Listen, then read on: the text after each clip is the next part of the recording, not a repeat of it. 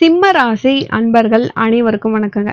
இன்றைய பதிவுல ஜூன் மாதத்துக்குள்ள உங்களுக்கு முக்கியமான 8 பெரிய பிரச்சனைகள் உங்களுக்கு முடிவு வரப்போகுதுங்க. அதை பத்தி இந்த பதிவுல பார்க்கலாம். முதன் முறையா நீங்க நம்ம சேனலை பாக்குறீங்க அப்படின்னா மறக்காம சப்ஸ்கிரைப் பண்ணி வச்சுக்கோங்க. வணக்கம். இப்போ சிம்ம ராசி, இந்த பதிவுல நம்ம பார்க்க போறது சிம்ம ராசி தான்.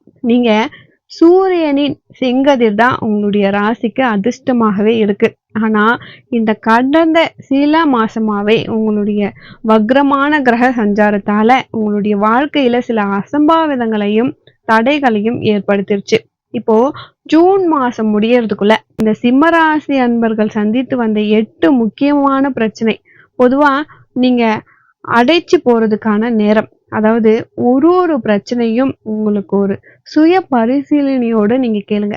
ஜோதிட குருவார்கிட்ட கூட நீங்க கேட்டு தெரிஞ்சுக்கலாம். உங்களுடைய வாழ்க்கைக்கு ஒரு வெளிச்சமே கிடைக்கும். இப்போ முதல் விஷயம், சிம்மராசிக்காரங்களே கடந்த 5 மாசமா உங்களுக்கு பணம் வரதே இல்லை. அப்படியே வந்தாலும் அது நிலையா உங்களுக்கு கிடைக்கல. எந்த ஒரு விஷயத்திலுமே நீங்க நிறைய சம்பாதிக்கிறீங்க, ஆனா அந்த பணம் உங்க கையில இல்ல, பாக்கெட்ல இல்ல, இருக்கிறதுக்கான பாக்கியமும் இல்லை. இதற்கு காரணம் ராகு, சுக்கிரன், குரு 3 பேருமே உங்க பண வயலுக்கு கடந்து சென்ற பாதை தான்.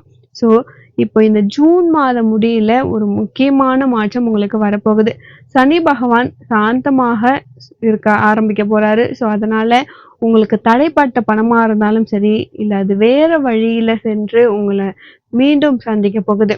அதாவது உங்களுடைய பணம் உங்களுக்கு என்னதான் பணம் வந்தாலுமே ஒரு பக்கம் செலவாகிட்டு இருந்திருக்கும், ஒரு பக்கம் வேற வழியில போயிருக்கும். அது இப்போ தானா திரும்ப உங்க கையில வர்றதுக்கான நேரமா மாறப்போகுது. இந்த 2வது விஷயம் உடல் ஆரோக்கியம்.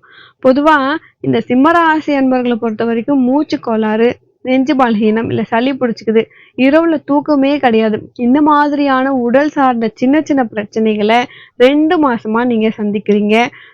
நிறைய நீங்க கஷ்டப்பட்டுட்டீங்க. இந்த ஜூன் 31க்கு முன்னாடி உங்களுக்கு சரியாக போகுது. ஏன்னா சந்திரனும் குருவும் உங்களுக்கு இடம் மாற போறாங்க. அப்போ உங்களுடைய உடம்பு ஒரு புத்துணர்ச்சிக்குள்ள நுழைய போகுது. ஒரு குளிர்ந்த நீர்ல குளிங்க, இல்ல நீங்க பூஜை பண்ணுங்க, இல்ல உப்பு நீர் வழிபாடு பண்ணுங்க. இது எல்லாமே உங்களுடைய உடம்புக்கு ஒரு நன்மையை தரும். 3வது விஷயங்க, இப்போ உங்க மனசுல இருந்த சின்ன சின்ன விஷயங்கள் கூட உடைஞ்சு போயிருக்கும். சிம்மராசி அன்பர்களுக்கு மனம் ரொம்ப ரொம்ப வலிமையா இருக்கும். ஆனா சமீப காலமா உங்களுடைய எண்ணத்துல ஒரு குழப்பம். என்ன செய்யறது, என்ன பண்றது, நம்மளால முடியலையே அப்படின்ற குழப்பம் உங்களை சுத்தி வளைச்சிருக்கு. ஏன்னா இந்த ஜூன் 25ஆம் தேதி பிறகு இந்த குழப்பம் எல்லாமே திருப்போகுது. காரணம் ஏன்னா புத பகவான் உங்களுடைய ராசிக்கு நிகரான இடத்துல நுழைய போறாரு. இப்ப வரக்கூடிய நாட்கள்ல உங்களுடைய மனசை தெளிவா வச்சுக்கோங்க. ஒரு விஷயம், உங்களுடைய மனசு தெளிவா இருந்தாதான் உங்களுடைய வாழ்க்கையே தெளிவா இருக்கும். இப்போ 4வது விஷயம், கடன். ஒரு மனுஷனுடைய கண்ணு தூங்காம வைக்கக்கூடிய பிரச்சனை தான் இது. இந்த சிம்மராசி அன்பர்களுக்கு 1.5 வருஷமாவே ஒரு பெரிய பிரச்சனை, ஒரு பெரிய சுமைதான். ஆனா இந்த ஜூன் மாசம் கடைசி வாரத்துல ஒரு புதிய வாய்ப்பு உங்களுக்கு வரப்போகுது. அது ஒரு கடன் மட்டும் இல்ல, அது உங்களுடைய செலவை கட்டுப்படுத்துறதுக்கான ஒரு வழி. அது ஒரு வருமானத்தின் வாயில்னு கூட வச்சுக்கலாம்.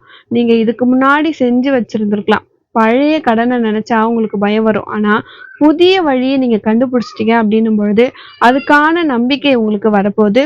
இதுதான் உங்களுக்கான ஒரு நம்பிக்கை. 5வது விஷயம், நீங்க தொழில் செய்யறவங்க, அப்படி இல்லைன்னா ஒரு பிசினஸ் ஆரம்பிக்கலாமா அப்படின்ற மனக்குழப்பத்துல நீங்க இருக்கீங்க. ஜூன் மாசம் ஒரு விசேஷமான சனி சந்திர யோகம் உங்களுக்கு வரப்போகுது. நீங்க பழைய பிசினஸ்க்காக போராடுறீங்கன்னா அதுல ஒரு புதிய கிளை நீங்க ஆரம்பிக்கலாம்.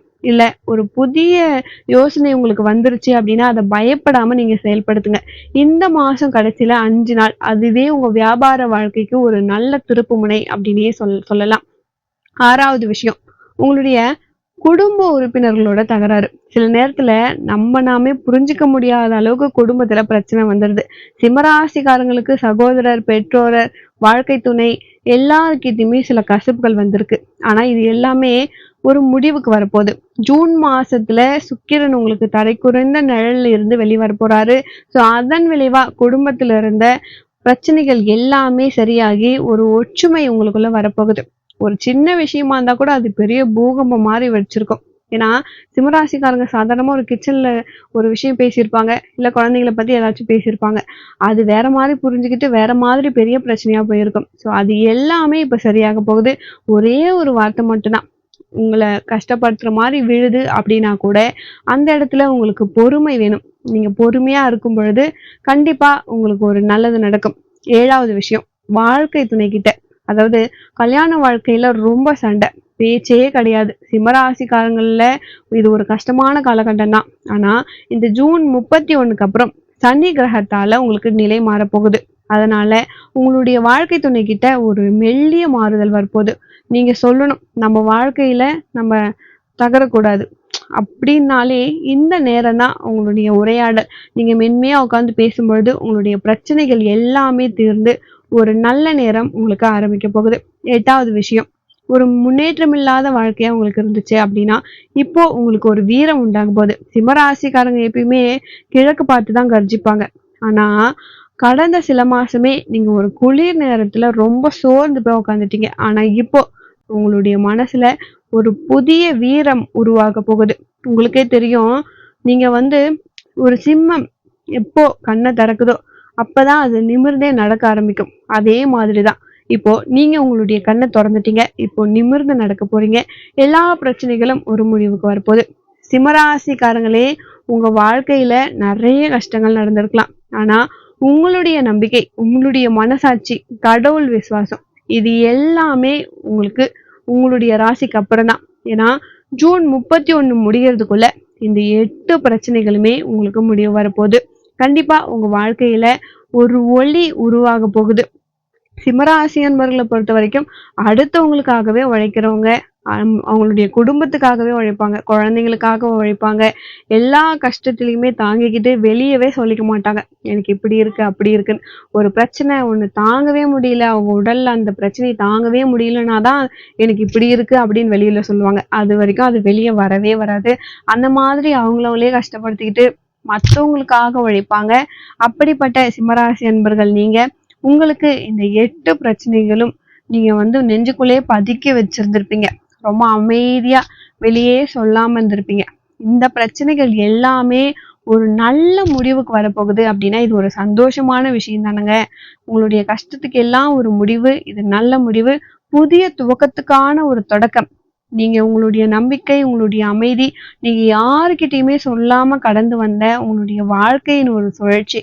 இப்போ ஒரு நல்ல நேரத்துல நீங்க அடி எடுத்து வைக்க போறீங்க. சிம்மராசி அன்பர்களுக்கு நல்ல ஒரு புதிய பாதை உங்களுக்கு காத்திருக்கு. தொலைஞ்சு போன நிம்மதி எல்லாமே மீட்டு மீட்டு கொடுக்கறதுக்கு நீங்க தயாரா இருங்க. இந்த பதிவு சிம்மராசி அன்பர்களுக்கு ரொம்பவே பயனுள்ளதா இருந்திருக்கும். மேலும் அடுத்த ஒரு நல்ல பதிவில் உங்களை சந்திக்கிறேன். நன்றி.